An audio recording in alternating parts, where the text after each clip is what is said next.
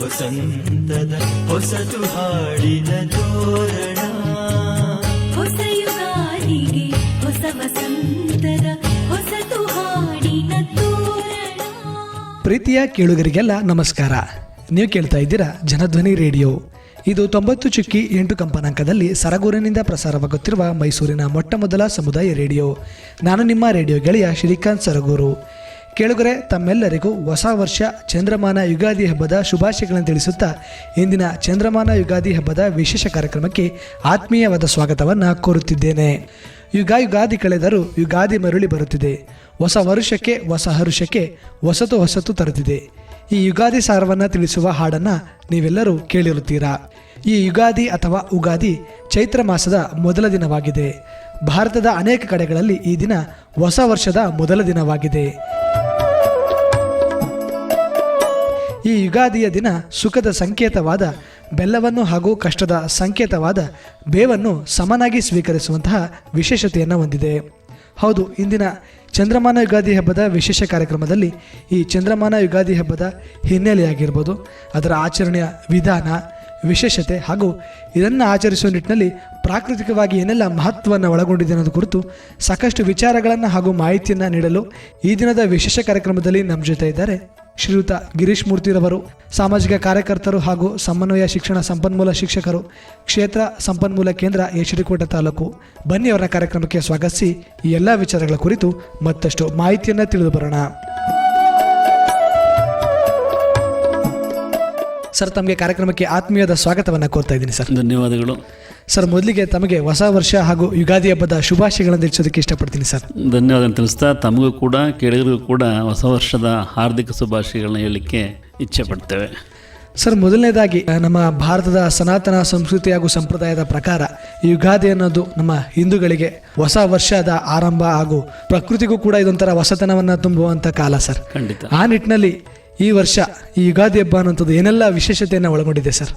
ಮೊದಲಿಗೆ ತಮಗೆ ಮತ್ತು ಜನಧ್ವನಿ ಕೇಳುಗರೆಲ್ಲರಿಗೂ ಕೂಡ ಯುಗಾದಿ ಹಬ್ಬದ ಶುಭಾಶಯಗಳನ್ನ ತಿಳಿಸ್ತಾ, ನಾವು ಹೇಗೆ ಪ್ರಾರಂಭದಲ್ಲಿ ಸುಗ್ಗಿ ಹಬ್ಬ ಸಂಕ್ರಾಂತಿ ಅಂತ ಹೇಳ್ತೀವಿ, ಹಾಗೆಯೇ ತದನಂತರ ತಾವು ಹೇಳಿದಾಗೆ ಪ್ರಕೃತಿ ದತ್ತವಾಗಿ ಪ್ರಾರಂಭ ಆಗ್ತಕ್ಕಂಥದ್ದು ಈ ವಸಂತ ಋತುವಿನ ಚೈತ್ರ ಮಾಸದ ಮೊದಲ ಹಬ್ಬ, ಅಂದರೆ ಹೊಸ ವರ್ಷದ ಆದಿಯಲ್ಲಿ ಬರ್ತಕ್ಕಂಥ ಯುಗಾದಿ ಹಬ್ಬ ನಮ್ಮೆಲ್ಲರಿಗೆ, ಅದರಲ್ಲೂ ವಿಶೇಷವಾಗಿ ರೈತಾಪಿ ವರ್ಗದವರಿಗೆ ಪ್ರಕೃತಿದತ್ತವಾಗಿ ಕೊಟ್ಟಂತಹ ಒಂದು ಕೊಡುಗೆ ಅಂತಂದರೆ ಈ ಯುಗಾದಿ ಹಬ್ಬ ಅಂತ ಹೇಳಲಿಕ್ಕೆ ಇಚ್ಛಪಡ್ತೇವೆ.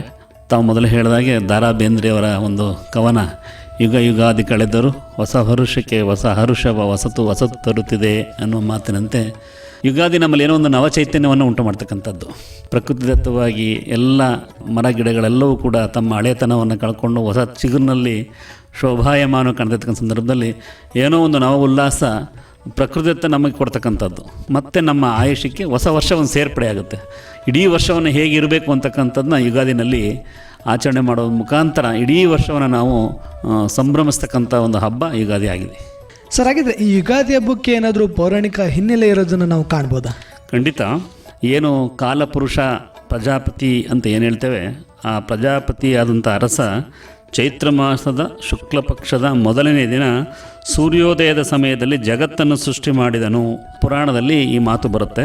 ಅವತ್ತಿಂದನೇ ಈ ಕಾಲಗಣನೆಯನ್ನು ಪ್ರಾರಂಭ ಮಾಡ್ದಂತಲೂ ಕೂಡ ಹೇಳ್ತಾರೆ. ಏನು ನಮ್ಮೆಲ್ಲ ಯುಗಗಳಿವೆ, 4 ಯುಗಗಳಿವೆ, ಅವೆಲ್ಲವೂ ಕೂಡ ಪ್ರಾರಂಭದ ದಿನ ಅನ್ನುವ ಮಾತನ್ನು ಕೂಡ ಹಿರಿಯರು ನಮ್ಮ ಪುರಾಣಗಳಲ್ಲಿ ಉಲ್ಲೇಖ ಮಾಡಿದ್ದಾರೆ. ಪ್ರಜಾಪತಿಯಾದಂತಹ ಅರಸ ಇಲ್ಲಿಂದ ಕಾಲಗಣನೆ ಶುರು ಮಾಡ್ತಾರೆ ಅಂತ. ವಿಶೇಷವಾಗಿ ನಮ್ಮ ಭಾರತೀಯ ಸಂಸ್ಕೃತಿಯಲ್ಲಿ ವಿಕ್ರಮ ಶಕೆ ಮತ್ತು ಶಾಲಿವಾಹನ ಶಕೆಯನ್ನು ಹೇಳ್ತೇವೆ. ಉತ್ತರ ಪ್ರದೇಶದಲ್ಲಿ ಬರ್ತಕ್ಕಂಥ ವಿಕ್ರಮಾದಿತ್ಯ ಆತನ ಆಡಳಿತ ದಿನದಿಂದ ವಿಕ್ರಮ ಶಕೆಯನ್ನು ಪ್ರಾರಂಭ ಮಾಡ್ದ ಅಂತ ಹೇಳ್ತೇವೆ. ಅದು ಕೂಡ ಪ್ರಾರಂಭ ಆದ್ದು ಈ ವಸಂತ ಋತುವಿನ ಚೈತ್ರ ಮಾಸದ ಮೊದಲ ದಿನದಂದೇ. ಹಾಗೆ ಶಾತವಾಹನರ ಆಳಿದ್ರಲ್ಲ, ಆ ಶಾಲಿವಾಹನ ಶಕೆಯನ್ನು ಕೂಡ ನಾವು ಕಾಲಗಣನೆ ಪಂಚಾಂಗದಲ್ಲಿ ನೋಡ್ತೇವೆ. ಅದು ಕೂಡ ಚೈತ್ರ ಮಾಸದ ಮೊದಲ ದಿನವೇ ಶುರುವಾಗುತ್ತೆ.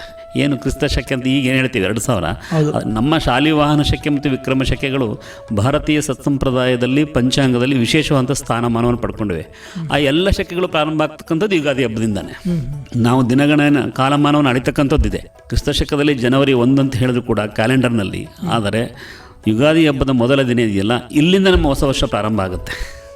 ಹಾಗಾಗಿ ಇದಕ್ಕೆ ವಿಶೇಷವಾದಂತಹ ದಿನವನ್ನು ನಮ್ಮ ಭಾರತೀಯ ಸಂಪ್ರದಾಯದಲ್ಲಿ ವಿಶೇಷವಾಗಿ ನಾವೇನು ಒಪ್ಕೊಂಡಿದ್ದೇವೆ, ಕಾಲಗಣನೆ ಪಂಚಾಂಗವನ್ನು ಒಪ್ಕೊಂಡಿದ್ದೇವೆ, ಪಂಚಾಂಗದ ಪ್ರಕಾರ ಇದೇ ಮೊದಲನೇ ದಿನ. ಇದು ನಮಗೆ ವಿಶೇಷವಾದಂಥ ಹಬ್ಬ. ಇವತ್ತಿನ ದಿನಮಾನಗಳಲ್ಲಿ ಜನರು ಒಂದು ಆಡಂಬರದಿಂದ ಮೆರೀತಾ ಇದೆ, ಆದರೆ ಆಗಬೇಕಾದ್ದು ಇವತ್ತು ನಮಗೆ. ಹೌದು. ಹಾಗಾಗಿ ಯುಗಾದಿ ಹಬ್ಬ ಪ್ರಕೃತಿದತ್ತವಾಗಿ ನಮಗೆ ಪ್ರಕೃತಿ ಕೊಟ್ಟ ಒಂದು ಕೊಡುಗೆ, ಹೊಸ ವರ್ಷದ ಆರಂಭ ಅಂತ ಹೇಳ್ಬೋದು. ಸರ್, ಈಗ ತಾವು ಹೇಳಿದ್ರಿ ನಾವು ಯುಗಾದಿ ಹಬ್ಬವನ್ನು ನಾವು ಹೊಸ ವರ್ಷದಂತೆ ಸ್ವೀಕರಿಸೋ ನಿಟ್ಟಿನಲ್ಲಿ ನಮ್ಮ ಜೊತೆಗೆ ನಮಗಿಂತ ಹೆಚ್ಚಾಗಿ ಪ್ರಕೃತಿನೂ ಕೂಡ ಈ ದಿನವನ್ನು ಹೊಸತನದಿಂದ ಸ್ವೀಕರಿಸುತ್ತೆ ಸರ್. ಪ್ರಕೃತಿನಲ್ಲಿ ಗಿಡ ಮರಗಳು ಹಚ್ಚ ಹಸಿರೋದಾಗಿರ್ಬೋದು, ಹೊಸದಾಗಿ ಚಿಗುರನ್ನು ಹೊಡೆಯೋದಾಗಿರ್ಬೋದು, ಹೂವನ್ನು ಕಚ್ಚೋದಾಗಿರ್ಬೋದು, ಫಲವನ್ನು ಕೊಡೋದಾಗಿರ್ಬೋದು, ಇದನ್ನೆಲ್ಲ ನಾವು ಯುಗಾದಿಯಿಂದ ನಾವು ಕಾಣ್ತಾ ಹೋಗ್ತೀವಿ ಸರ್. ಈ ನಿಟ್ಟಿನಲ್ಲಿ ಪ್ರಕೃತಿ ದತ್ತವಾಗಿ ಯುಗಾದಿ ಅನ್ನೋಂಥದ್ದು ಏನೆಲ್ಲ ಹೊಸತನವನ್ನು ತರ್ತಾ ಇದೆ ನೋಡಿ. ಈಗ ತುಂಬ ಒಂದು ಸಂತಸದ ವಿಷಯ ಅಂದರೆ ಯುಗಾದಿ ಹಬ್ಬ ಪ್ರಾರಂಭ ಆಗ್ತಾಯಿದೆ ನೋಡಿ. ನಿನ್ನೆ ಹೊಸ ಮಳೆ ಬಂದಿದೆ ನಮಗೀಗ. ಮಳೆ ಬಂದು ಇಳೆಯನ್ನು ತಂಪು ಮಾಡಿದೆ. ಈ ಸಮಯದಲ್ಲಿ ಪ್ರಕೃತಿದತ್ತವಾಗಿ ಸಿಗ್ತಕ್ಕಂತಹ ಹೊಸ ಚಿಗುರುಗಳನ್ನು, ಏನು ಮರಗಿಡಗಳು ತಮ್ಮ ಚಿಗುರನ್ನು ಹೂಗಳನ್ನು ಬಿರಿತವೋ, ಈ ಸಂದರ್ಭದಲ್ಲಿ ಆ ಪ್ರಕೃತಿದತ್ತವಾಗಿ ಸಿಗ್ತಕ್ಕಂತಹ ನಾವು ವಿಶೇಷವಾಗಿ ನಾವು ಈ ಭಾಗದಲ್ಲಿ ಎಲ್ಲ ಭಾಗದಲ್ಲಿ ನೋಡಿ ಯುಗಾದಿ ಹಬ್ಬದಲ್ಲಿ ಬೇವಿನ ಸೊಪ್ಪು ಮತ್ತು ಮಾವಿನ ಸೊಪ್ಪಿನ ತೋರಣವನ್ನು ಕಟ್ತೇವೆ. ಅದರ ಉದ್ದೇಶವಾದರೂ ಏನು, ನಮ್ಮ ಹಿರಿಯರು ಏನು ಹಾಕ್ಕೊಟ್ಟಿದ್ದಾರೆ ಅಂತೇಳಿ, ಪ್ರಕೃತಿದತ್ತವಾಗಿ ಸಿಗ್ತಕ್ಕಂತಹ ಬೇವಿನ ಎಲೆಗಳನ್ನು, ಮಾವಿನ ಎಲೆಗಳನ್ನು ತಂದು ತೋರಣ ಮಾಡಿ ಆ ಮೂಲಕ ನಮ್ಮ ಮನೆಗಳಲ್ಲಿ, ನಮ್ಮ ಅಂಗಳದಲ್ಲಿ ಅದರ ಗಾಳಿ ಬೀಸಿದಾಗ ಅದರ ಸೇವನೆ ನಮ್ಮ ಇಡೀ ಮನೆಯ ವಾತಾವರಣವನ್ನೇ ಬದಲಾವಣೆ ಮಾಡುತ್ತೆ.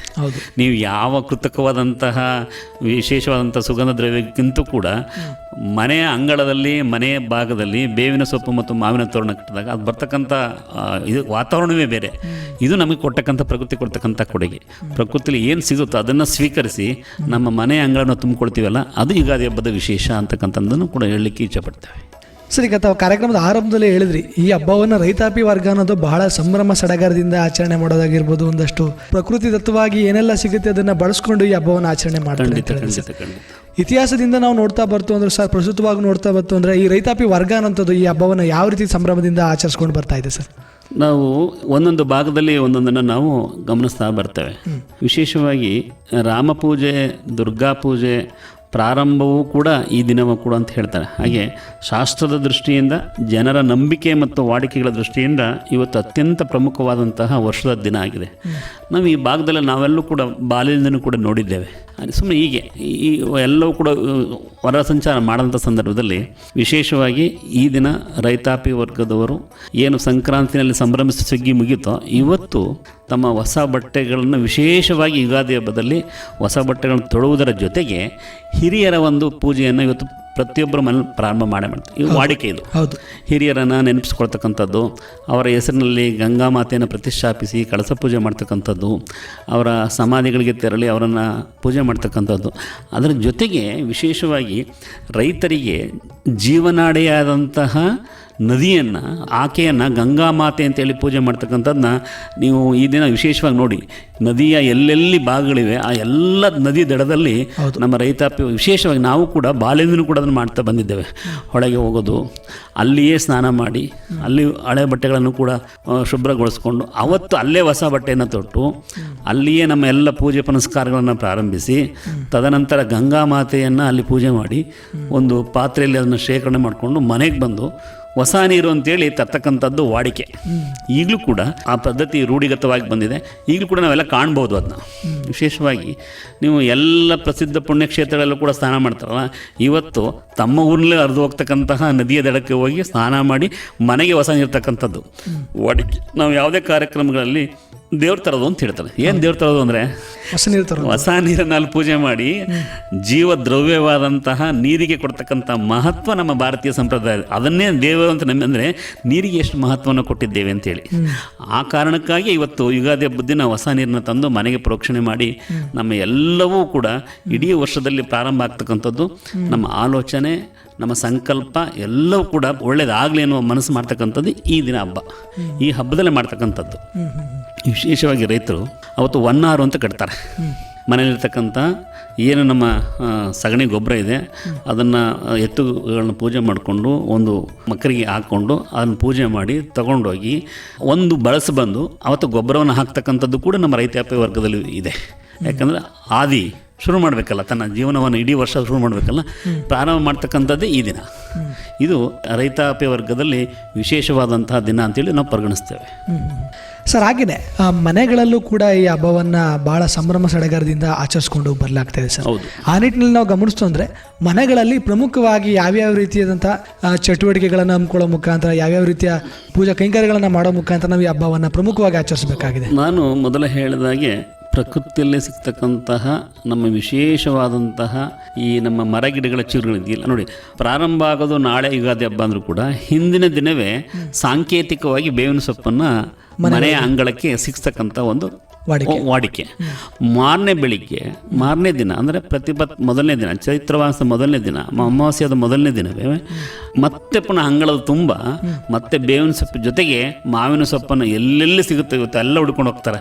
ಸಿಗೋ ಕಡೆ ಎಲ್ಲ ತಂದು ಅದನ್ನು ಮತ್ತೆ ಅಂಗಳದಲ್ಲಿ ಮನೆಯ ಸೂರು ಕಟ್ಟಿಗೆ ಸಿಕ್ಕಿಸಿ, ತದನಂತರ ಅಂಗಳದಲ್ಲಿ ಮತ್ತು ಊರ ಮುಂಭಾಗದಲ್ಲೂ ಕೂಡ ಬೇವಿನ ಸೊಪ್ಪು ಮಾವಿನ ಸೊಪ್ಪಿನ ತೋರಣನ ಎಲ್ಲ ರೈತಾಪಿ ವರ್ಗದ ಎಲ್ಲ ಜನರು ಕೂಡ ಸೇರಿಕೊಂಡು ಇಡೀ ಊರಿಗೆ ಒಳ್ಳೇದಾಗಲಿ ಅಂಥೇಳಿ ಎಲ್ಲ ಭಾಗಿಯಾಗಿ ತೋರಣ ಕಟ್ತಕ್ಕಂಥದ್ದನ್ನ ನಾವು ನೋಡ್ಬೋದು. ಅಲ್ಲಿ ಮನೇಲಿ ಪ್ರಾರಂಭ ಆದದ್ದು ಇಡೀ ಊರನ್ನೇ ಸಂಭ್ರಮಿಸುತ್ತೆ ಯುಗಾದಿ ಹಬ್ಬದಲ್ಲಿ. ಅವತ್ತು ನಾವೆಲ್ಲ ಭಾಗಿಯಾಗ್ತೇವೆ. ಅದು ನಾವು ಯಾವ ಹಬ್ಬದಲ್ಲಿ ನೋಡ್ತೇವೆ? ವಿಶೇಷವಾದಂಥದ್ದು, ನಾವೆಲ್ಲರೂ ಕೂಡ ಭಾಗಿಯಾಗ್ತಕ್ಕಂಥ ಹಬ್ಬ ಇದು. ಪ್ರಕೃತಿ ಸಿಗ್ತಕ್ಕಂಥ ಆ ಮಾವಿನ ಸೊಪ್ಪು ಮತ್ತು ಬೇವಿನ ಸೊಪ್ಪಿನ ತೋರಣವನ್ನು ಕಟ್ಟಿ ಸಂಭ್ರಮಿಸಿ ಆ ಹೊಸ ಏನು ನಮ್ಮ ಆಸ್ವಾದನೆ ಮಾಡೋದಿದೆಯಲ್ಲ ಹಾಗೆ ಶುರು ಮಾಡ್ತೇವೆ. ತದನಂತರ ಮನೆಯಲ್ಲಿ ವಿಶೇಷವಾದಂಥ ಭೋಜನವನ್ನು ಮಾಡಿ ಮತ್ತು ಜೊತೆಗೆ ಬಂಧು ಮಿತ್ರರನ್ನು ಆಹ್ವಾನಿಸಿ ಆ ದಿನ ಬೆಳಿಗ್ಗೆ ನಾವು ಏನು ಹಿರಿಯರ ಹೆಸರಿನಲ್ಲಿ ಪೂಜೆ ಮಾಡ್ತೇವೆ. ಆ ಪೂಜೆ ಮಾಡಿದ ನಂತರ ಬೇವು ಬೆಲ್ಲವನ್ನು ಪರಸ್ಪರ ಹಂಚಿಕೊಳ್ತೇವೆ. ಏನು ಬೇವು ಬೆಲ್ಲ ಯಾಕಾಗಿ? ಬೇವು ಮತ್ತು ಬೆಲ್ಲ ಎರಡೂ ಕೂಡ ಸುಖ ದುಃಖದ ಸಂಕೇತ ಅಂತ ಹೇಳ್ತೇವೆ. ಹೀಗೆ ಅವತ್ತು ಪ್ರಾರಂಭ ಮಾಡ್ತೇವೆ. ಮಾಡಿದ ಸಂದರ್ಭದಲ್ಲಿ ಬೇವು ಬೆಲ್ಲ ಹಂಚಿಕೊಂಡು ಇಡೀ ವರ್ಷ ಕಷ್ಟ ಸುಖ ನೋವು ನಲಿವು ಸುಖ ದುಃಖ ಎಲ್ಲವನ್ನು ಕೂಡ ಸಮಾನವಾಗಿ ಸ್ವೀಕರಿಸುವ ಮನೋಭಾವದ ಒಂದು ಸಂಕಲ್ಪ ಮಾಡ್ತಕ್ಕಂಥ ದಿನ ಯುಗಾದಿ ಹಬ್ಬದ ಮೊದಲನೇ ದಿನ. ಅದು ಇಡೀ ವರ್ಷ ನಮ್ಮನ್ನು ಹಾಗೆ ಚೈತನ್ಯದಾಯಕವಾಗಿ ಅದು ನಮ್ಮನ್ನು ಕರ್ಕೊಂಡು ಹೋಗುತ್ತೆ. ಹಾಗಾಗಿ ಅದನ್ನು ಈ ಥರದ ಪ್ರಾರಂಭ ಮಾಡ್ತೇವೆ. ಜೊತೆಗೆ ಮನೆ ಮಂದಿಯಲ್ಲೂ ಕೂಡ ಹೊಸ ಬಟ್ಟೆಯನ್ನು ಉಟ್ಟು ಸಂಭ್ರಮಿಸ್ತಕ್ಕಂಥ ಕಾಲವು ಕೂಡ ಮಕ್ಕಳ ಅಬಾಲವೃದ್ಧಿಯಾಗಿ ಇದನ್ನು ಸಂಭ್ರಮಿಸ್ತಕ್ಕಂಥದ್ದು ಮನೆಯಲ್ಲಿ ಒಂಥರ ಹಬ್ಬದ ವಾತಾವರಣ ಮೇಳೈಸ್ತಕ್ಕಂಥದ್ದನ್ನು ನಾವು ನೋಡ್ಕೊತಾ ಬಂದೀವಿ. ಈಗಲೂ ಕೂಡ ಅದೇ ಇದು ಪದ್ಧತಿ ನಮ್ಮಲ್ಲಿ ಇದೆ. ಯಾವ ಹಬ್ಬಕ್ಕಿಲ್ಲರೂ ಯುಗಾದಿ ಹಬ್ಬದಲ್ಲಿ ಒಂದು ಹೊಸ ಬಟ್ಟೆ ಹಾಕೋಣ. ಹೇಗೆ ಮತ್ತೆ ಮಾರನೇ ಬೆಳಿಗ್ಗೆ ವರ್ಷ ತುಡುಕು ಅಂತ ಮಾಡ್ತಾರೆ. ನಿಜ. ಏನು ವರ್ಷದಲ್ಲಿ ಏನಾದ್ರು ತೊಂದರೆ ಬರೋದಾದ್ರೆ ಇವತ್ತೇ ಬಂದ್ಬಿಡ್ಲಿ ಅಂತ, ನಾಳೆ ಬಪ್ಪುದು ನಮಗಿಂದೇ ಬರಲಿ ಅನ್ನುವ ನಿಟ್ಟಿನಲ್ಲಿ ವರ್ಷದಲ್ಲಿ ಯಾವ್ದಾದ್ರು ಏನಾದ್ರು ತೊಂದರೆ ಬಂದರೆ ಇವತ್ತೇ ಬಂದ್ಬಿಡ್ಲಿ ಅಂತೇಳಿ ಸಾಂಕೇತಿಕವಾಗಿ ಸ್ವೀಕರಿಸ್ತಕ್ಕಂಥ ಮನೋಭಾವವನ್ನು ಕೂಡ ನಮ್ಮ ಜನ ಅದನ್ನು ಮಾರನೇ ಬೆಳಗ್ಗೆ ವರ್ಷ ತುಡುಕು ಅಂತ ಮಾಡ್ತಾರೆ. ಅದನ್ನು ಕೂಡ ನಾವು ಕಾಣ್ಬೋದು. ಯಾಕಂತಂದರೆ ಏನೇ ತೊಂದರೆಗಳು ಬಂದರೂ ಕೂಡ ಎದುರಿಸ್ತಕ್ಕಂಥ ಶಕ್ತಿ ನಮ್ಗೆ ಈಗಲೇ ಸಿಗಲಿ ಅಂತಕ್ಕಂಥ ಮನೋಭಾವವನ್ನು ಸಂಕಲ್ಪ ಮಾಡ್ತಕ್ಕಂಥ ದಿನ ಯುಗಾದಿ ಹಬ್ಬ. ಮರದ ಮೈಯಲಿ ಉಕ್ಕಿ ಹರಿದಿದೆ ಚಿಗುರುಗಳ ಸಂಭ್ರಮ.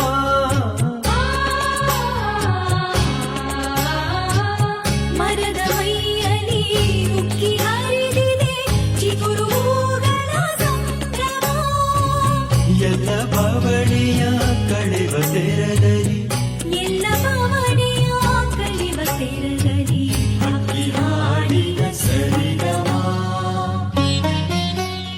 ಸರ್, ಹಾಗೆಯೇ ಈ ಯುಗಾದಿ ಹಬ್ಬದ ದಿನ ವಿಶೇಷವಾಗಿ ಅಭ್ಯಂಗ ಸ್ನಾನ ಮಾಡುವಂಥದ್ದು ನಾವು ವಿಶೇಷವಾಗಿ ಕಾಣ್ತೀವಿ ಸರ್. ಇದರ ಮಹತ್ವವನ್ನು ತಿಳಿಸ್ಕೊಡಿ. ವಿಶೇಷವಾಗಿ ಅಭ್ಯಂಗ ಸ್ನಾನ ಅಂದರೆ ಎಣ್ಣೆ ಸ್ನಾನ ಅಂತ. ಎಣ್ಣೆ ಅಂದರೆ ಈ ಎಳ್ಳನ್ನು, ಅದರಿಂದ ಬಂದಂತಹ ಎಣ್ಣೆಯನ್ನು ಅಬಾಲವೃದ್ಧ ಪುರುಷರಿಗೆ ಅಥವಾ ಎಲ್ಲರೂ ಕೂಡ ಮೈ ಕೈಗೆ ಚೆನ್ನಾಗಿ ಅದನ್ನು ತಿಕ್ಕಿ ತದನಂತರ ಒಂದು 10-15 ನಿಮಿಷಗಳ ಕಾಲ ಸೂರ್ಯನ ಕಿರಣವನ್ನು ಮೈ ಮೇಲೆ ಹಚ್ಕೊಂಡಾಗ ನಮ್ಮ ಚರ್ಮದ ವ್ಯಾಧಿಗಳು ಅಥವಾ ಚರ್ಮದ ಹೊಳಪನ್ನು ಮಾಡ್ತಕ್ಕಂಥದ್ದು. ವಿಶೇಷವಾಗಿ ನಾವು ಹಬ್ಬ ಹರಿದಿನಗಳಲ್ಲಿ ಅಭ್ಯಂಗ, ಅದರಲ್ಲೂ ಯುಗಾದಿ ಹಬ್ಬದಲ್ಲಿ ವಿಶೇಷ ಏನಪ್ಪ ಅಂದರೆ ಈ ಮಾಸದಲ್ಲಿ ಸಿಗ್ತಕ್ಕಂಥ ಸೂರ್ಯನ ಕಿರಣ ಇದೆಯಲ್ಲ ನಮ್ಮ ಶರೀರವನ್ನು ಪ್ರವೇಶ ಮಾಡಿದಾಗ ಚರ್ಮದ ಹೊಳಪಿಗೆ ಅಭ್ಯಂಗ ಸ್ನಾನ ಬಹಳ ಮುಖ್ಯವಾಗುತ್ತೆ. ಇದು ನಮ್ಮ ಆದಿಯಿಂದ ನಮ್ಮ ಭಾರತೀಯ ಸಂಪ್ರದಾಯದಲ್ಲಿ ಆಸುವಕ್ಕಾಗಿರ್ತಕ್ಕಂಥದ್ದು. ಎಣ್ಣೆಯನ್ನು ಹಚ್ಚಿ ಚೆನ್ನಾಗಿ ಮೈ ಕೈಗೆಲ್ಲ ತಿಕ್ಕಿ ಆ ಚರ್ಮ ಇರ್ತಕ್ಕಂಥದ್ದನ್ನ ಸಾಮಾನ್ಯ ಮಾಡ್ತಾ ಬಂದಾಗ ನಾವು ಆಯುರ್ವೇದದಲ್ಲಿ ಬಹಳ ನೋಡ್ತೇವೆ. ಅದನ್ನ ಅಭ್ಯಂಗ ಸ್ನಾನಕ್ಕೆ ಭಾಳ ಪ್ರಾಧಾನ್ಯತೆ ಇದೆ. ಅದನ್ನು ರೈತಾಪಿ ವರ್ಗ ತಮ್ಮ ಜೀವನದ ಜೊತೆಯಲ್ಲಿ ಮಾಡ್ಕೊಂಡು ಹೋಗ್ತಕ್ಕಂಥದ್ದು. ಯಾವತ್ತೋ ಬಂದಾಗ ನೀವು ಆಸ್ಪತ್ರೆಗೆ ಹೋಗಿ ಅಭ್ಯಂಗ ಸ್ನಾನ ಮಾಡೋದು ಹೇಗಿದೆ, ವರ್ಷಕ್ಕೊಮ್ಮೆ ಮತ್ತು ದೀಪಾವಳಿ ಹಬ್ಬದಲ್ಲಿ ಅಭ್ಯಂಗ ಸ್ನಾನ ಮಾಡಿದಾಗ ನಮಗೆ ಬರ್ತಕ್ಕಂಥ ಚೈತನ್ಯದಾಯಕ ಶಕ್ತಿ ಬೇಕಲ್ಲ ನಮ್ಮ ದೈಹಿಕವಾಗಿ, ಅದು ಕೊಡ್ತಕ್ಕಂಥದ್ದು ಅಭ್ಯಂಗ ಸ್ನಾನ. ಹಾಗಾಗಿ ಎಣ್ಣೆ ಹೆಚ್ಚಿ ಒಂದು ಅದರಿಂದ 20 ನಿಮಿಷ ನಾವು ಸೂರ್ಯನ ಕಿರಣಕ್ಕೆ ಮೈ ಒಡ್ಡಿ ಆನಂತರ ಸ್ನಾನ ಮಾಡೋದಿದೆಯಲ್ಲ, ಅದೊಂದು ಚೈತನ್ಯದಾಯಕವಾದಂಥ ಶಕ್ತಿಯನ್ನು ಸಿಗುತ್ತೆ ಅಂತಕ್ಕಂಥ ನಂಬಿಕೆ ಆಯುರ್ವೇದದಲ್ಲಿದೆ. ನಮ್ಮ ಜೀವನದ ಜೊತೆ ಕೂಡ ಅದು ಬಂತ ಕಾಣ್ಬೋದು. ಹಾಗಾಗಿ ಅಭ್ಯಂಗ ಸ್ನಾನವನ್ನು ಮಾಡಬೇಕು ಅಂತಕ್ಕಂಥ ನಮ್ಮ ಹಿರಿಯರು ಹಾಕಿಕೊಟ್ಟಂಥ ಒಂದು ಮಾರ್ಗ. ಸರ್, ಪ್ರಮುಖವಾಗಿ ಬೇವು ಬೆಲ್ಲವನ್ನು ಸ್ವೀಕರಿಸುವಂಥದ್ದು ಈ ಹಬ್ಬದಲ್ಲಿ ತುಂಬ ವಿಶೇಷವಾಗಿ ಕಾಣ್ತೀವಿ ಸರ್. ಈ ಸಂದರ್ಭದಲ್ಲಿ ನಾವು ಗಮನಿಸ್ತು ಅಂದರೆ ಈ ಹಬ್ಬ ಶುರುವಾಗೋದು ಕೂಡ ಪ್ರಕೃತಿಯೊಡನೆ. ನಾವು ಪ್ರಕೃತಿಯೊಡನೆ ಸಿಗುವಂಥ ವಸ್ತುಗಳನ್ನೇ ಹಾಗೆ ಪದಾರ್ಥಗಳನ್ನೇ ನಾವು ಬಳಸ್ಕೊಂಡು ಈ ಹಬ್ಬವನ್ನ ಆಚರಣೆ ಮಾಡ್ತೀವಿ.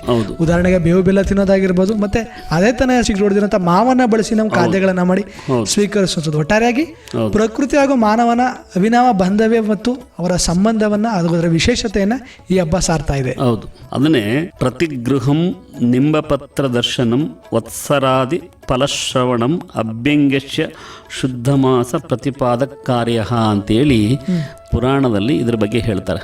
ಅಭ್ಯಂಗ ಸ್ನಾನ ಮಾಡ್ತಕ್ಕಂಥದ್ದು, ಬೇವಿನ ಎಲೆಯನ್ನು ಸ್ವೀಕರಿಸ್ತಕ್ಕಂಥದ್ದು, ಮತ್ತು ಈ ವಸಂತ ಋತುವಿನಲ್ಲಿ ಫಲಶ್ರವಣ, ಏನು ನಮ್ಮ ಈ ವರ್ಷದ ಫಲಗಳನ್ನು ಏನಿವೆ ಅವನ್ನ ಕೇಳ್ತಕ್ಕಂಥದ್ದು.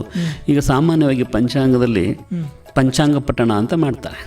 ಈ ವರ್ಷದಲ್ಲಿ ಏನೆಲ್ಲ ಆಗ್ಬೋದು ಅಂತಕ್ಕಂಥದ್ದು ನಮ್ಮ ಇಂದಿನ ಪಂಚಾಂಗಕರ್ತರು ಇಡೀ ವರ್ಷ ಏನೆಲ್ಲ ಆಗುತ್ತೆ ಅದನ್ನು ತಮ್ಮ ಗಣಿತದಲ್ಲಿ ಅದನ್ನು ಚೆನ್ನಾಗಿ ಅದನ್ನು ವಿಶ್ಲೇಷಣೆ ಮಾಡಿ ಬರೆದಿರ್ತಾರೆ. ಅದನ್ನು ಶ್ರವಣ ಮಾಡುವುದರ ಮುಖಾಂತರ ಯಾವ ಯಾವ ಕಾಲಕ್ಕೆ ಮಳೆಗಳು ಆಗ್ತವೆ, ನಾವು ರೈತಾಪಿ ವರ್ಗ ಯಾವಾಗ ಏನು ಸಂದರ್ಭದಲ್ಲಿ ಏನನ್ನು ನಾವು ಮುನ್ನೆಚ್ಚರಿಕೆಯನ್ನು ವಹಿಸಬೇಕು ಅಂತಕ್ಕಂಥದ್ದನ್ನ ಇಡೀ ವರ್ಷದನ್ನು ಪಂಚಾಂಗದಲ್ಲಿ ಮಾಡಿರ್ತಾರೆ. ಸಾಮಾನ್ಯ ನೋಡ್ಬೋದು ನಾವು ಯಾವಾಗ ಗ್ರಹಣ ಆಗುತ್ತೆ, ಸೂರ್ಯೋದಯ ಸೂರ್ಯಾಸ್ತವನ್ನು ಕೂಡ ಪಂಚಾಂಗದಲ್ಲಿ ಅದನ್ನು ಮಾಡಿದೆ ಅಂದರೆ ನಾವು ಎಷ್ಟು ಪ್ರಕೃತಿ ದತ್ತವಾಗಿ ಅದನ್ನು ಸ್ವೀಕರಿಸ್ತೀವಿ ಅಂತಕ್ಕಂಥದ್ದು ಕಾಣ್ಬೋದು. ಹಾಗಾಗಿ ಈ ಸಂದರ್ಭದಲ್ಲಿ ನಾವು ಮೊದಲು ಹೇಳಿದಾಗೆ ಪ್ರತಿಗೃಹಂ ನಿಂಬಪತ್ರ ದರ್ಶನಂ ವತ್ಸರಾದಿ ಫಲಶ್ರವಣಂ ಅಭ್ಯಂಗಶ್ಯ ಶುದ್ಧಮಾಸ ಪ್ರತಿಪಾದಕ ಕಾರ್ಯ, ಈ ಪ್ರತಿಪದೆಯಲ್ಲಿ ಈ ಎಲ್ಲವನ್ನು ಕೂಡ ಮಾಡ್ತೇವೆ. ಹಾಗಾಗಿ ಈ ಪ್ರಕೃತಿ ಸಿಗ್ತಕ್ಕಂಥ ಬೇವಿನ ಎಲೆ ಜೊತೆಗೆ ಫಲಶ್ರವಣ ಮತ್ತು ಅಭ್ಯಂಗ ಸ್ನಾನವನ್ನು ಕೂಡ ಇಲ್ಲಿ ಪ್ರಾರಂಭ ಮಾಡ್ತೇವೆ. ಸರ್, ಹಾಗೇನೆ ನಾವು ಈ ಚಂದ್ರಮಾನ ಮತ್ತು ಈ ಸೌರಮಾನ ಎಂಬ ಎರಡು ಪದಗಳನ್ನು ನಾವು ಕೇಳಿರ್ತೀವಿ ಸರ್. ಏನಿದು ಸರ್ ಚಂದ್ರಮಾನ ಮತ್ತು ಸೌರಮಾನ ಅಂದರೆ ನಡುವಿನ ವ್ಯತ್ಯಾಸ? ಸೌರಮಾನ ಯುಗಾದಿ ಮತ್ತು ಚಾಂದ್ರಮಾನ ಯುಗಾದಿ ಅಂತ ಹೇಳ್ತೇವೆ. ಸೌರಮಾನ ಯುಗಾದಿಯಲ್ಲಿ ಸೂರ್ಯೋದಯದ ಪ್ರಾರಂಭವನ್ನು ಅಲ್ಲಿಂದ ಕಾಲಗಣನೆ ಮಾಡ್ತಾರೆ. ವಿಶೇಷವಾಗಿ ಮೇಷ ಸಂಕ್ರಮಣದಿಂದ ಸೂರ್ಯನ ಚಲಿಸ್ತಾರಲ್ಲ ಅದನ್ನು ಗ್ರಹಿಸ್ಕೊಂಡು ಸೌರಮಾನ ಯುಗಾದಿ ಅಂತೇಳಿ ಪ್ರಾರಂಭ ಮಾಡ್ತಾರೆ. ಚಾಂದ್ರಮಾನ ಯುಗಾದಿ ಅಂತಂದರೆ ಅಮಾವಾಸ್ಯೆಯಿಂದ ಮುಂದಿನ ಬರ್ತಕ್ಕಂಥ ಅಮಾವಾಸ್ಯೆವರೆಗೆ ಕಾಲಗಣನೆ, ಚಂದ್ರನ ಕಾಲಗಣನೆ ಮಾಡ್ತಕ್ಕಂಥದ್ದು ಚಾಂದ್ರಮಾನ ಯುಗಾದಿ. ಎರಡೂ ಕಾಲಗಣನೆನ ನಮ್ಮಲ್ಲಿ ವಿಶೇಷವಾಗಿ ನಮ್ಮ ಕರ್ನಾಟಕದಲ್ಲೂ ಕೂಡ ಅನೇಕ ಜಿಲ್ಲೆಯಲ್ಲಿ ಎರಡನ್ನೂ ಕೂಡ ಇದನ್ನು ಅನುಸರಿಸ್ತಾರೆ. ಅಂದರೆ ಸೂರ್ಯೋದಯದ ಕಾಲವನ್ನು ಆಚರಿಸ್ತಕ್ಕಂಥದ್ದು, ಅಂದರೆ ಮೇಷ ಸಂಕ್ರಮಣದಿಂದ ಈ ಯುಗಾದಿ ಶುರು ಮಾಡ್ತಾರಲ್ಲ ಅದನ್ನು ಸೌರಮಾನ ಯುಗಾದಿ ಅಂತೇಳಿ ಪಂಚಾಂಗದಲ್ಲಿ ಕೂಡ ಎರಡು ರೀತಿ ಅದನ್ನು ಅನುಸರಿಸ್ತಾರೆ. ಹಾಗಾಗಿ ಚಂದ್ರನ ಅಂದರೆ ಅಮಾವಾಸ್ಯೆಯಿಂದ ಅಮಾವಾಸ್ಯೆವರೆಗೆ ಮಾಡ್ತಕ್ಕಂಥದ್ದನ್ನ ಚಾಂದ್ರಮಾನ ಅಂತ, ಸೂರ್ಯೋದಯ ಕಾಲದಿಂದ ಮೇಷ ಸಂಕ್ರಮಣದಿಂದ ಪ್ರಾರಂಭ ಮಾಡ್ತಕ್ಕಂಥದ್ದನ್ನ ಎರಡು ಕೂಡ ಈ ಸಂವತ್ಸರದಲ್ಲಿ ಇದರಲ್ಲಿ ವಸಂತ ಋತುವಿನಲ್ಲಿ ಪ್ರಾರಂಭ ಮಾಡ್ತಾರೆ. ಅವರು ಮೇಷ ಸಂಕ್ರಮಣದಿಂದ ಪ್ರಾರಂಭ ಮಾಡ್ತಕ್ಕಂಥ ಕಾಲಗಣನೆಯನ್ನು ಕೆಲವರು ಅದನ್ನು ಒಪ್ಕೊಳ್ತಾರೆ. ಚಂದ್ರನ ಅಮಾವಾಸ್ಯೆಯಿಂದ ಮತ್ತೆ ಅಮಾವಾಸ್ಯೆವರೆಗೆ ಮಾಡ್ತಕ್ಕಂಥದ್ದನ್ನ ಚಾಂದ್ರಮಾನ ಯುಗಾದಿ ಅಂಥೇಳಿ ಪ್ರಾರಂಭ ಮಾಡ್ತಕ್ಕಂಥದ್ದು ರೂಢಿಯಲ್ಲಿದೆ. ಅದಾಗಿ ಎರಡನ್ನೂ ಕೂಡ ಮಾಡೋರಿದ್ದಾರೆ. ಕೆಲವರು ಅದನ್ನು ಅನುಸರಿಸ್ತಾರೆ, ಕೆಲವರು ಇದನ್ನು ಅನುಸರಿಸ್ತಾರೆ ಅಷ್ಟೇ. ಅಂದರೆ ಸೌರಮಾನ ಅಂದರೆ ಸೂರ್ಯೋದಯದ ಕಾಲದಿಂದ ಕಾಲಗಣನೆ ಮಾಡ್ತಕ್ಕಂಥದ್ದು, ಚಂದ್ರಮಾನ ಅಂದರೆ ಚಂದ್ರನಿಂದ ಶುರು ಮಾಡ್ತಕ್ಕಂಥದ್ದು, ಅಂದರೆ ಅಮಾವಾಸ್ಯೆಯಿಂದ ಮುಂದಿನ ಅಮಾವಾಸ್ಯೆವರೆಗೆ ಬರ್ತಾರೆ, ಅದನ್ನು ನಾವು ಚಾಂದ್ರಮಾನ ಯುಗಾದಿ ಅಂತೇಳಿ ಆಚರಿಸ್ತೇವೆ. ಸರ್, ಹಾಗೆಯೇ ನಮ್ಮ ಭಾರತ ದೇಶ ಅನ್ನೋಂಥದ್ದು ವಿವಿಧತೆಯಲ್ಲಿ ಏಕತೆಯನ್ನು ಹೊಂದಿರುವಂಥ ದೇಶ ಸರ್. ಖಂಡಿತ. ನಾವು ಪ್ರತಿ 100 ಕಿಲೋಮೀಟರ್ ಪ್ರದೇಶವನ್ನು ಕ್ರಮಿಸಿದಂಥ ಸಂದರ್ಭದಲ್ಲಿ ಆಚಾರ ವಿಚಾರ ಆಗಿರ್ಬೋದು, ಜೀವನ ಶೈಲಿ, ಆಹಾರ ಪದ್ಧತಿ ಎಲ್ಲ ವ್ಯತ್ಯಾಸವನ್ನು ಗಮನಿಸ್ತೀವಿ, ಬದಲಾವಣೆಯನ್ನು ಗಮನಿಸ್ತೀವಿ.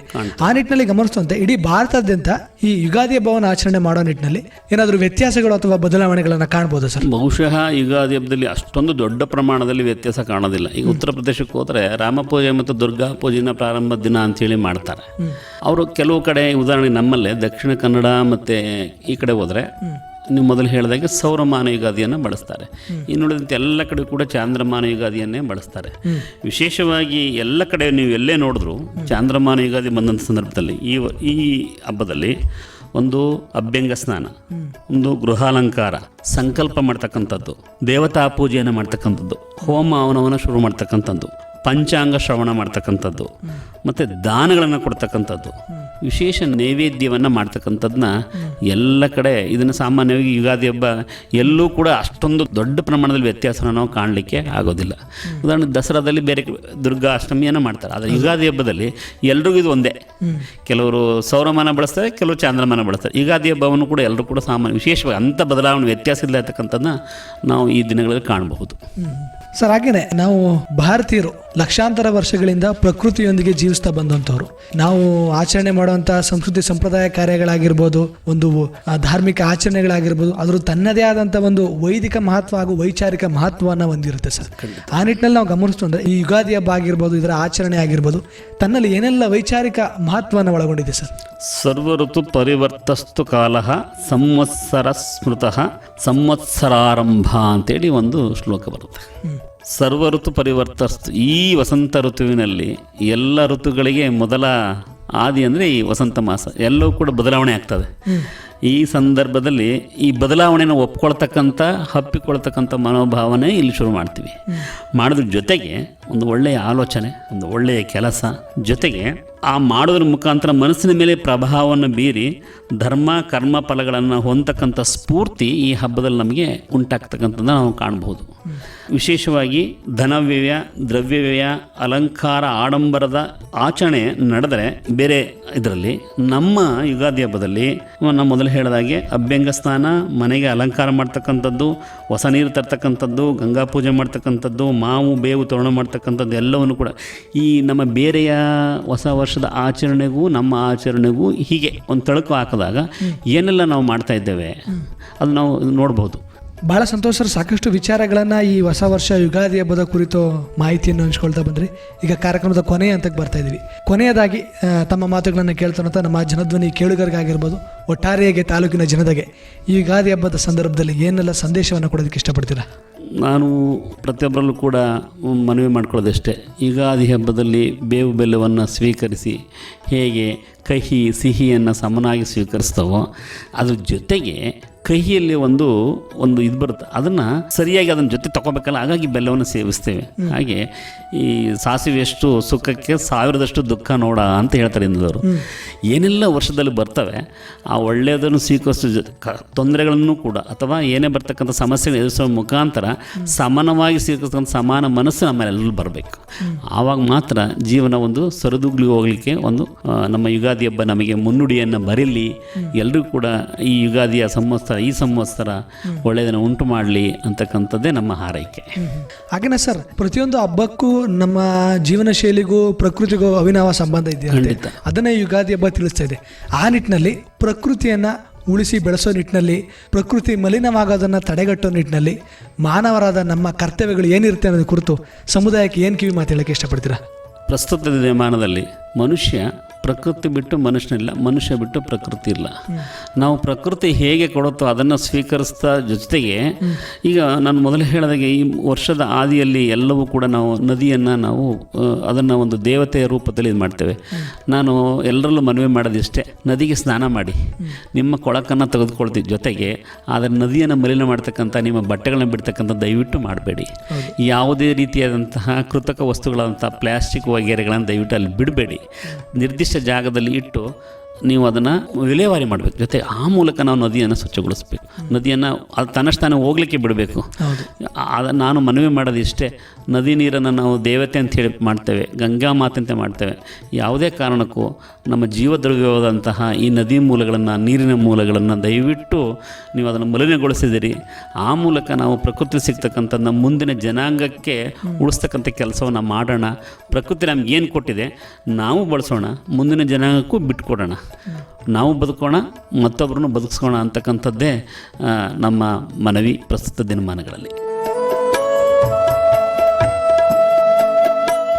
ಬಹಳ ಸಂತೋಷ. ಇಷ್ಟೊತ್ತು ನಮ್ಮ ಯುಗಾದಿ ಹಬ್ಬದ ವಿಶೇಷ ಕಾರ್ಯಕ್ರಮದಲ್ಲಿ ಭಾಗವಹಿಸಿ ಈ ಯುಗಾದಿ ಹಬ್ಬಕ್ಕೆ ಇರುವಂಥ ಪೌರಾಣಿಕ ಹಿನ್ನೆಲೆ ಆಗಿರ್ಬೋದು, ಹಾಗೆಯೇ ಈ ವರ್ಷದ ವಿಶೇಷತೆ ಆಗಿರ್ಬೋದು, ಹಾಗೆಯೇ ಈ ಯುಗಾದಿ ಹಬ್ಬವನ್ನು ಮನುಷ್ಯರು ನಾವು ಹೊಸ ವರ್ಷ ಅಂತ ಸ್ವೀಕರಿಸೋ ಜೊತೆಗೆ ಪ್ರಕೃತಿ ತನ್ನ ಹೊಸತನದ ಮುಖಾಂತರ ಈ ದಿನವನ್ನು ಹೊಸದಾಗಿ ಹೇಗೆ ಮಾನವರಿಗೆ ತನ್ನನ್ನು ತಾನು ಅರ್ಪಿಸ್ಕೊಳ್ತಾ ಇದೆ, ಮತ್ತು ರೈತಾಪಿ ವರ್ಗ ಯಾವ ರೀತಿಯಾದಂಥ ಆಚರಣೆಯೊಂದಿಗೆ ಸಂಭ್ರಮವನ್ನು ಆಚರಿಸುತ್ತೆ, ಮತ್ತು ಮನೆಗಳಲ್ಲಿ ನಾವು ಪ್ರಮುಖವಾಗಿ ಏನೆಲ್ಲ ಕಾರ್ಯಚಟುವಟಿಕೆಗಳನ್ನು ಮಾಡೋ ಮುಖಾಂತರ ಈ ಹಬ್ಬವನ್ನು ಆಚರಣೆ ಮಾಡಬೇಕು, ಮತ್ತು ಪ್ರಕೃತಿ ದತ್ತವಾಗಿ ಸಿಗುವಂಥ ವಸ್ತುಗಳನ್ನು ಬಳಸ್ಕೊಂಡು ಈ ಹಬ್ಬವನ್ನು ಹೇಗೆಲ್ಲ ಆಚರಣೆ ಮಾಡಬೇಕು ಅಂತ ಕುರಿತು, ಪ್ರಕೃತಿಯನ್ನು ಹೇಗೆ ಉಳಿಸಿ ಬಳಸೋ ನಿಟ್ಟಿನಲ್ಲಿ ನಮ್ಮ ಕರ್ತವ್ಯಗಳೇನಿರುತ್ತೆ, ಮತ್ತು ಪ್ರಕೃತಿ ನಮಗೆ ಏನು ಕೊಟ್ಟಿದೆ ಅನ್ನೋದಕ್ಕಿಂತ ಪ್ರಕೃತಿಗಾಗಿ ನಾವು ಏನು ಮಾಡಿದ್ದೀವಿ ಅನ್ನೋದು ಬಹಳ ಮುಖ್ಯ ಆಗುತ್ತೆ ಅನ್ನೋದು ಕುರಿತು ಸ್ಫೂರ್ತಿದಾಯಕ ವಿಚಾರಗಳನ್ನು ಒಳಗೊಂಡಂತೆ ಭಾಳಷ್ಟು ಉಪಯುಕ್ತ ಮಾಹಿತಿಯನ್ನು ಇಂದಿನ ನಮ್ಮ ಕಾರ್ಯಕ್ರಮದಲ್ಲಿ ಭಾಗವಹಿಸಿ ಹಂಚಿಕೊಂಡಿದ್ದಕ್ಕೆ ತಮಗೆ ತುಂಬ ಹೃದಯದ ಧನ್ಯವಾದಗಳನ್ನ ತಿಳಿಸೋದಕ್ಕೆ ಇಷ್ಟಪಡ್ತೀನಿ ಸರ್. ತಮಗೂ ಕೂಡ ಈ ಹಬ್ಬದ ದಿನದ ಕುರಿತು ಒಂದಷ್ಟು ನನ್ನ ಆಲೋಚನೆಗಳನ್ನ ಹಂಚಿಕೊಳ್ಳಿಕ್ಕೆ ಅವಕಾಶ ಮಾಡಿಕೊಡೋದಕ್ಕಾಗಿ ಜನಧ್ವನಿಯ